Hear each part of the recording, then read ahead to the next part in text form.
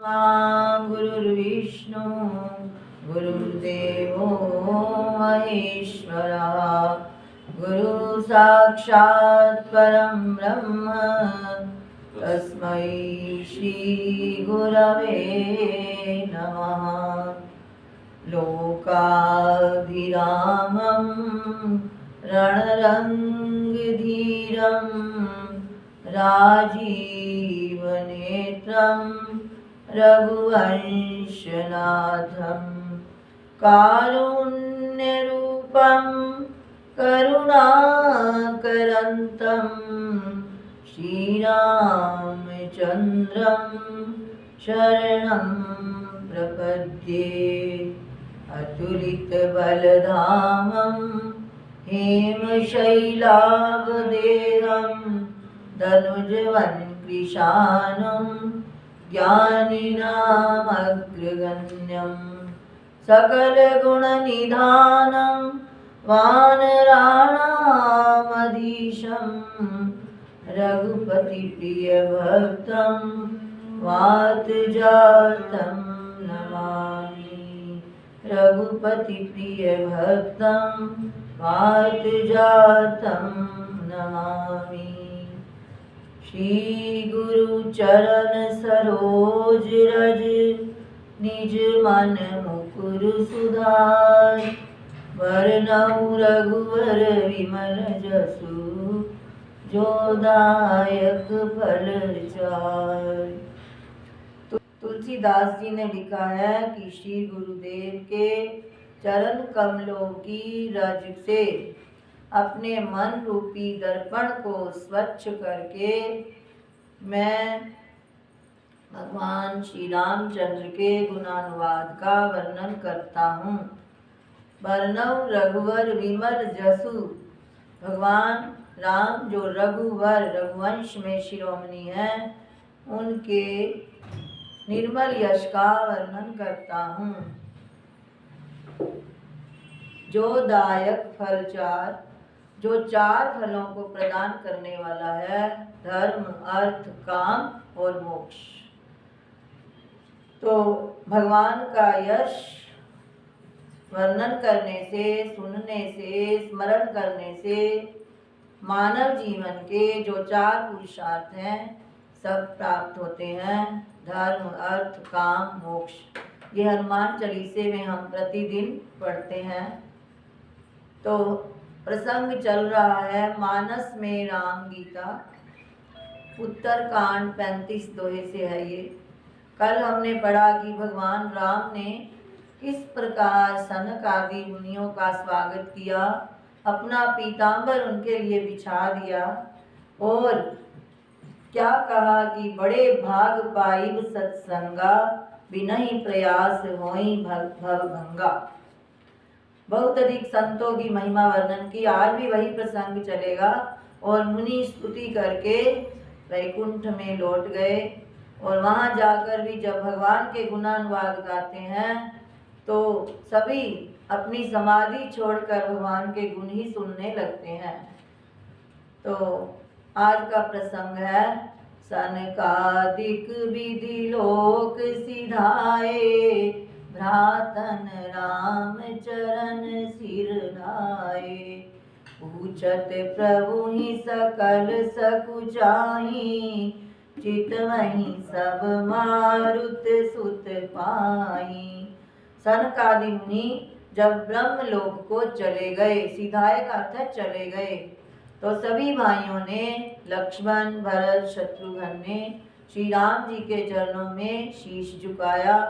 कुछ पूछना चाहते हैं परंतु सकुचा रहे हैं। पहले के छोटे भ्राता एकदम बड़े भाई से नहीं पूछ लेते थे और उसमें भरत जी तो सबसे अधिक संकोचशील है, तो वो पूछने में कुछ सकुचा रहे हैं और सब हनुमान जी की ओर देख रहे हैं। चितवई का अर्थ होता है देखना। चितवई सब मारुत सुत पाही। हनुमान जी समझ गए कि ये कुछ पूछना चाहते हैं और अंतर्यामी भगवान तो सब कुछ जानते ही हैं, तो सभी भगवान के मुख की वाणी को सुनना चाहते हैं। भगवान के मुख की वाणी क्या है? जो सुनी होई सकल भ्रम हानि। सुनी चहई प्रभु मुख के बानी, जो सुनी होई सकल भ्रम हानि। जो हमारे मन में कई प्रकार के संदेह पैदा हो जाते हैं, वो कैसे नष्ट हो सकते हैं जब हम प्रभु के मुख की वाणी सुने। संत प्रभु का ही अवतार होते हैं, उनके मुख से सुने तभी हमारे जीवन के संशय नष्ट हो सकते हैं। तो अंतर्जामी प्रभु सब जाना, बूझत कहु काह हनुमाना। अंतर्यामी राम जी सब जान गए और पूछने लगे, बूझत पूछने लगे कि हे हनुमान जी कहो क्या बात है। तो हनुमान जी दोनों हाथ जोड़कर कहने लगे कि हे दीनदयाल भगवान सुनिए, भरत जी कुछ पूछना चाहते हैं।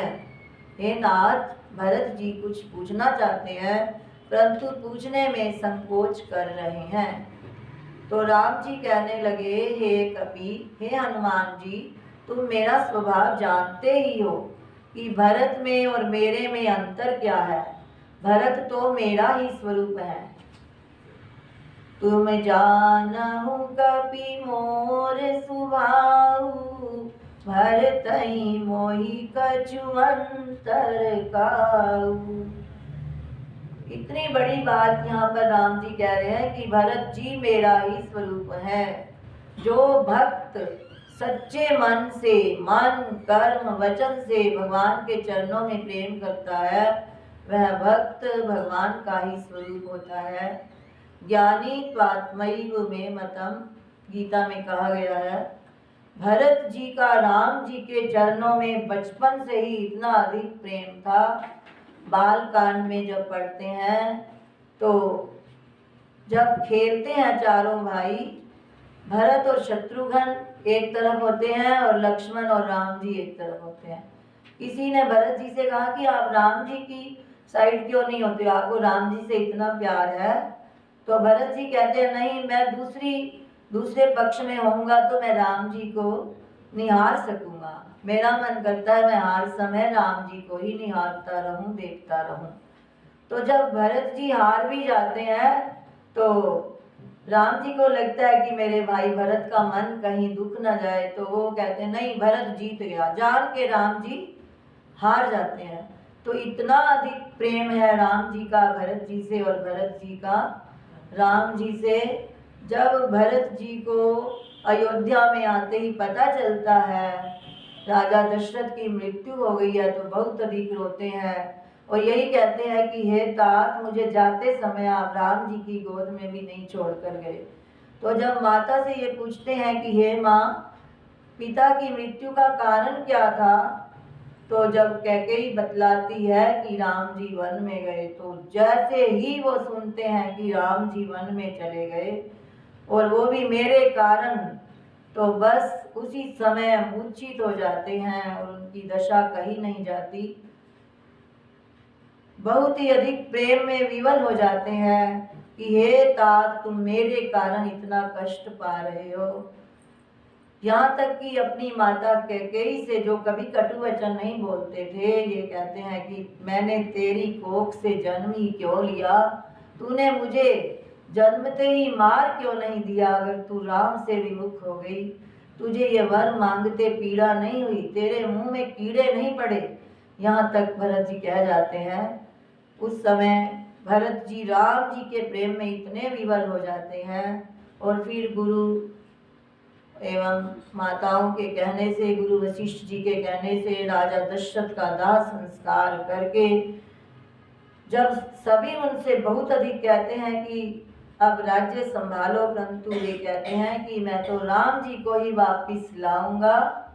चले भरत चित्रकूट रामा राम को मनाने। तो जब सभी अयोध्यावासी उनके साथ जाते हैं, रास्ते में जब उनकी दशा देखो, जब भरत एक बार राम बोलते हैं तो पत्थर भी पिघल पड़ते हैं, पत्थरों में से पानी निकलने लगता है और जो पशु पक्षी कुछ घास खा रहे होते हैं, कुछ दाना चुग रहे होते हैं, जब भरत जी का राम शब्द सुनते हैं तो वे जड़ चेतन हो जाते हैं और चेतन जड़ हो जाते हैं, उनका ग्रास वहीं रुक जाता है। तो इतना अधिक प्रेम भरत जी का राम जी के साथ है। सारा अयोध्या कांड पढ़कर देखो तो अंत में तुलसीदास जी ने यही कहा है कि जो जगत से वैराग्य चाहते हैं वे भरत जी का चरित्र अवश्य पढ़ें। यदि भरत जी का जन्म ना होता तो इस जगत में भगवान के चरणों में प्रेम हमें कौन कराता। तो इस प्रकार जब भरत जी उत्तर कांड में प्रारंभ में जब एक ही दिन रह जाता है, उधर से विभीषण राम जी को कहते हैं कि मेरा राजपाट देखो। राम जी कहते हैं कि मुझे अब एक एक क्षण कल्प के समान व्यतीत हो रहा है, यदि मुझे एक क्षण भी विलंब हो गया तो मैं भरत जी को जीवित नहीं पाऊंगा। तो वो समय से पूर्व ही हनुमान जी को वहां भेज देते हैं। और इधर भरत जी क्या इतने अधिक व्याकुल हो रहे हैं कि मैं कपटी था, कुटिल था, जो मुझे प्रभु साथ नहीं ले गए। अगर मेरी भगवान करनी देखें तो मेरा कल्प 100 कोटि यानी 100 करोड़ कल्पों में भी मेरा निस्तार नहीं हो सकता। जब हमें अपने अवगुण अधिक दिखाई देने लग जाएं तो समझ लो हमारा उद्धार निश्चित है। भरत जी में तो क्या अवगुण थे, वो तो प्रेम की मुक्ति है, प्रेम के सागर हैं। तो यहाँ तक भी विद्वानों ने कहा है कि भरत जी उससे 2-4 दिन पहले ही सरयू नदी की ओर चल पड़ते हैं कि आज तो मैं, अब भरत जी कहते हैं कि मैं राम जी की का वियोग नहीं सह सकता, आज तो मैं सरयू नदी में ही डूब जाऊंगा। तो डूबने के लिए संध्या के समय चल पड़ते हैं कि कोई मुझे देख ना ले। तो जैसे ही जा रहे होते हैं तो रास्ते में उन्हें जोर से आवाज आती है, भरत रुको, भरत रुको। भरत जी पीछे मुड़कर देखते हैं तो कोई दिखाई नहीं देता। फिर चलते हैं 2 कदम, फिर आवाज आती है। फिर बिल्कुल सरयू नदी आने ही वाली है तो एकदम ने प्रकाश दिखाई देता है। 2 देवता प्रकट हो जाते हैं, कहते हैं भरत रुको, तुम सरयू नदी में नहीं डूबोगे। तो पूछते हैं भरत जी आप कौन हैं। तो वो कहते हैं हम चरण पादुका जिनकी आप प्रतिदिन पूजा करते हो और जिनसे आज्ञा मांगकर अयोध्या का राज्य करते हो, हम आपको ऐसा नहीं करने देंगे। राम जी आने ही वाले हैं। तो भरत जी वहां से वापिस लौट आते हैं। तो इतना प्रेम भरत जी का राम जी के चरणों में। तो जो प्रेमी होता है, जिसका भगवान के चरणों में अथाह प्रेम होता है, जो ज्ञानी होता है, वो भगवान कहते हैं मेरी आत्मा ही है। तो भगवान राम कह रहे हैं कि तुम जानहु कपि मोर सुभाऊ, भरतहि मोहि कछु अंतर काऊ। सुनि प्रभु बचन भरत गहे चरना, सुनहु नाथ प्रणतारति हरना।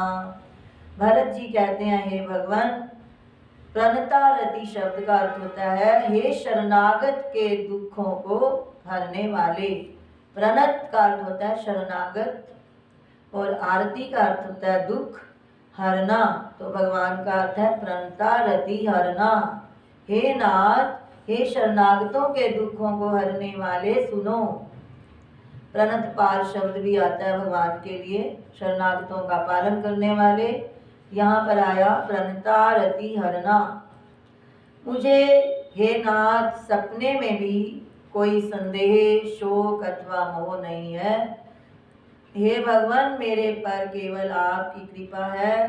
कृपा और आनंद के समूह, यह केवल आपकी ही कृपा का फल है। तथापि हे कृपा निधान, मैं एक ढिठाई कर रहा हूँ, धृष्टता कर रहा हूँ, क्योंकि मैं सेवक हूँ और आप सेवकों को सुख देने वाले हो। इतना सुंदर प्रश्न भरत जी पूछ रहे हैं, परंतु उनको लग रहा है कि मुझे पूछना ही नहीं चाहिए, धृष्टता लग रही है, विनम्रता है भरत जी की।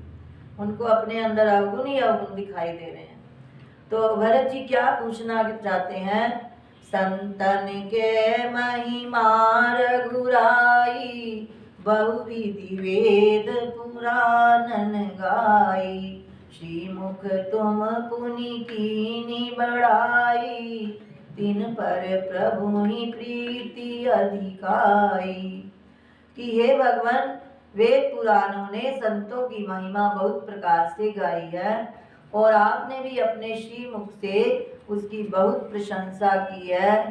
हे प्रभु, आपका उन पर प्रेम भी बहुत अधिक है। मैं उन्हीं संतों के लक्षण, उनके गुण सुनना चाहता हूँ कि संत किस प्रकार के गुणों से युक्त होते हैं। हे कृपा के समुद्र, उनके गुण तथा ज्ञान में आप अत्यंत निपुण है। आप कृपा के समुद्र है और गुणों तथा ज्ञान के गुणों और ज्ञान में हे भगवान आप अत्यंत निपुण है। हे शरणागत का पालन करने वाले भगवान, संत और असंत का भेद अलग अलग करके हमें समझा कर कहिए।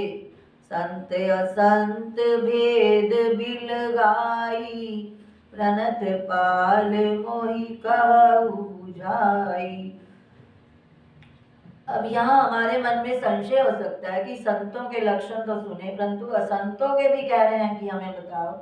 तो ये इसलिए होता है कि जैसे भगवान ने दैवी संपदा और आसुरी संपदा का वर्णन किया गीता के 16 अध्याय में, तो वहाँ भाष्यकार भगवान ने स्पष्ट किया है कि आसुरी संपदा का वर्णन इसलिए किया जा रहा है।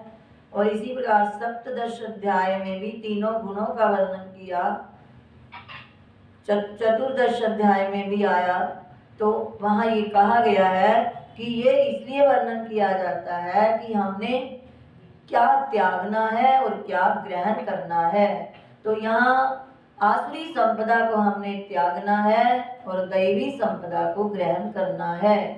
राजस और तामस गुणों का त्याग करना है और सात्विक गुणों को ग्रहण करना है। इसीलिए भगवान से तीनों गुणों के बारे में अर्जुन ने पूछा, 2 प्रकार की संपदाओं के बारे में अर्जुन ने पूछा, ताकि जिसका त्याग करना है उसका हम त्याग कर सकें और जिसको ग्रहण करना है उसको ग्रहण कर सकें। तो यहाँ भरत जी संत असंत भेद बिलगाई, प्रणत पाल मोहि कहु बुझाई। हे भगवान, संतों के क्या लक्षण है और असंतों के, दुष्टों के क्या लक्षण है, दोनों का ही भेद मुझे समझा कर कहिए। अब भगवान श्री राम उत्तर दे रहे हैं, संतन के लक्षण सुनु भ्राता, अगणित श्रुति पुराण विख्याता। हे भाई, संतों के लक्षण सुनो। अगणित, संतों के गुण असंख्य हैं। अगणित, जिसकी गणना ना हो सके उसे अगणित, गणित होता है जिसकी गणना हो सके।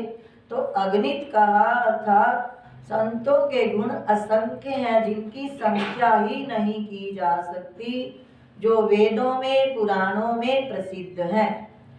संत असंतनी कै असी करनी, दोनों का भेद शुरू से ही भगवान राम बताते हैं कि संतों का और असंतों का ये भेद है। उनकी ऐसी करनी है कि जैसे कुल्हाड़ी और चंदन का आचरण होता है।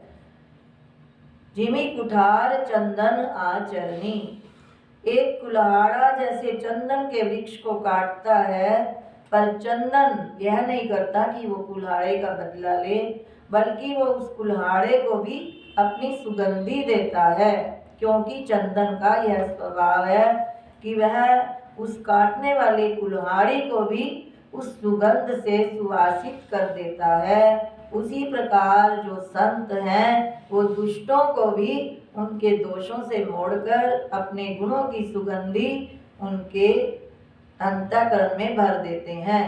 संत चंदन के समान है और दुष्ट कुल्हाड़े के समान है। काटई परस मलय सुनु भाई, निज गुण देई सुगंध बसाई। जिस प्रकार परसु काटई, मलय, मलय का अर्थ है मलय, चंदन, जिस प्रकार परशु कुल्हाड़ा चंदन के वृक्ष को काटता है, परंतु फिर भी चंदन का वृक्ष उसे अपनी सुगंधि ही देता है, उसे सुगंध से सुवासित कर देता है। और फिर अगर कुल्हाड़ा उसके साथ ऐसा व्यवहार करता है, यदि कोई दुष्ट सज्जनों का अपकार करता है तो उसे कष्ट भी पाना पड़ता है।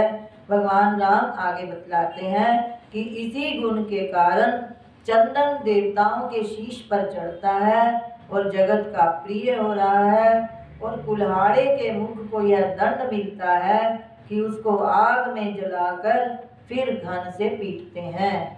तो इसलिए साथ में ये भी हमें भगवान सावधान कर रहे हैं कि संतों का कभी अपमान नहीं करना चाहिए, संतों की कभी निंदा नहीं करनी चाहिए, नहीं तो कुल्हाड़े की तरह आग में जलकर घन से पीटा जाना पड़ता है। इसलिए संत चाहे कभी किसी का बुरा नहीं चाहते, परंतु परमात्मा उस अपमान को सहन नहीं कर सकते। जय अलंपट शील गुना कर, पर दुख दुख सुख सुख देखे पर, समय भूत रिपु विमद विरागी, लोभामरस हर्ष भय त्यागी। तो संतों का मतलब ये मत समझ लेना कि केवल भगवा कपड़ा डालकर ही संत महात्मा बन सकते हैं। जिसके अंदर भी ये लक्षण होंगे जो भगवान राम बता रहे हैं, वह संत है। विषय अलंपट पहला लक्षण बतलाया, जो विषयों में क्षण भंगुर है, आदि अंत वाले हैं, ऐसा सोचकर वह कभी इनमें नहीं रमता। आद्यंतवन्तः कौन्तेय न तेषु रमते बुधः, ये ही संस्पर्शजा भोगा दुःख योनय एव ते। आद्यंतवन्तः कौन्तेय न तेषु रमते बुधः। जब हम ये भूल जाते हैं तो हम विषयों में लंपट हो जाते हैं। भगवान श्री कृष्ण कह रहे हैं श्रीमद् भगवद गीता के 5वें अध्याय में कि हे अर्जुन, ये इंद्रियों के जितने भी विषय हैं, यही संस्पर्शजा भोगा दुख योनय एवते, ये दुख के कारण हैं, आदि अंत वाले हैं और अनित्य हैं। आदि का अर्थ होता है इनका प्रारंभ भी हो रहा है, जिसका प्रारंभ होगा उसका अंत भी होगा। ये फूल आपको दिखाई दे रहा है, कभी ये उत्पन्न हो रहा है तो कभी नष्ट हो रहा है। ऐसे ही ये शरीर यानी मन बुद्धि पर्यंत जितना भी क्षेत्र कहा गया है वो सब नाशवान है। विषय तो हम सामने देख ही रहे हैं और आयु हमारी क्षण क्षण में जा रही है। तो इस प्रकार जब हम भूल जाते हैं कि हम सोचते हैं ये सब कुछ ऐसे ही बना रहेगा और मैं भी सदा बना रहूँगा शरीर करके, कभी किसी का शरीर सदा नहीं रहता। तो जब हम भूल जाते हैं कि ये विषय दुख के कारण है, आदि अंत वाले हैं, अनित्य हैं, तो हम विषयों में लंपट हो जाते हैं। लंपट का मतलब लिप्त हो जाते हैं। तो भाष्यकार भगवान ने बड़ा सुंदर इसमें कहा है कि जो पशु होते हैं वही अज्ञानी पुरुष पशु की तरह इन विषयों में रमते हैं, परंतु जो आत्मज्ञानी होता है वो इनमें नहीं रमता।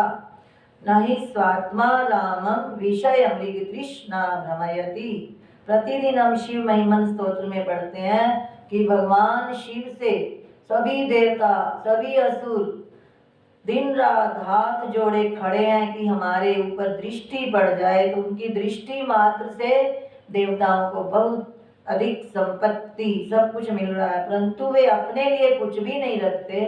तो पुष्प दंताचार्य कहते हैं कि जो स्वात्मा राम अपनी आत्मा में रमन करने वाला होता है, उसको विषयों की मृग तृष्णा भ्रमित नहीं कर सकती।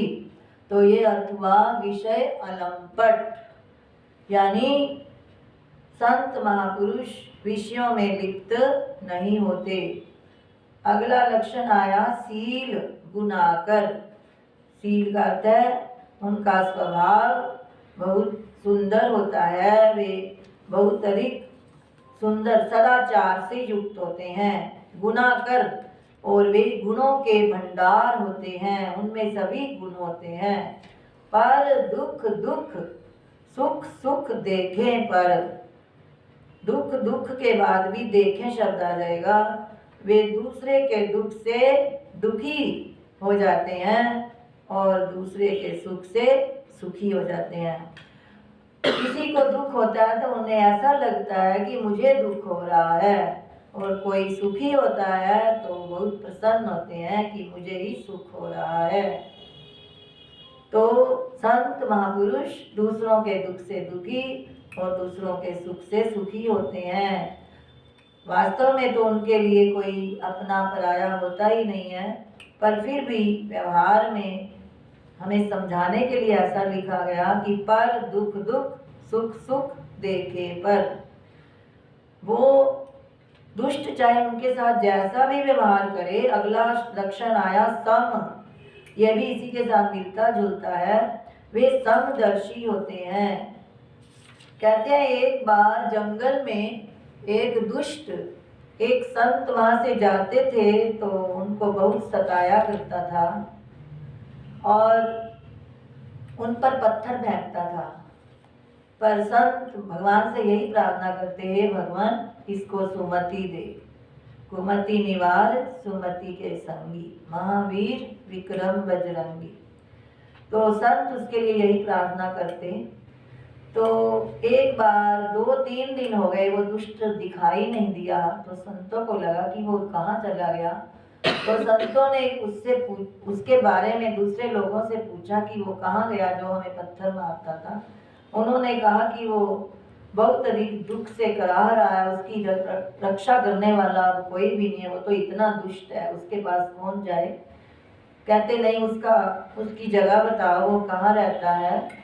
तो वो भी जिस स्थान पर रहता था अकेला पड़ा हुआ, उसको 106 डिग्री बुखार हो गया था, बिल्कुल मूर्छित था वो।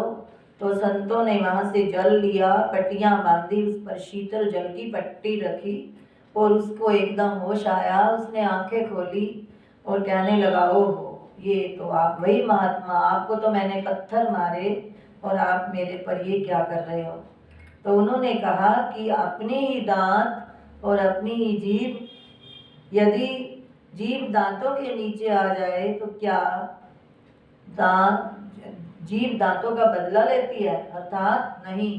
तो जो आत्मा में है मेरी वही तेरी, यानी तू भी वही आत्म स्वरूप और मैं भी वही परमात्मा स्वरूप, हमारे और तेरे में क्या अंतर है।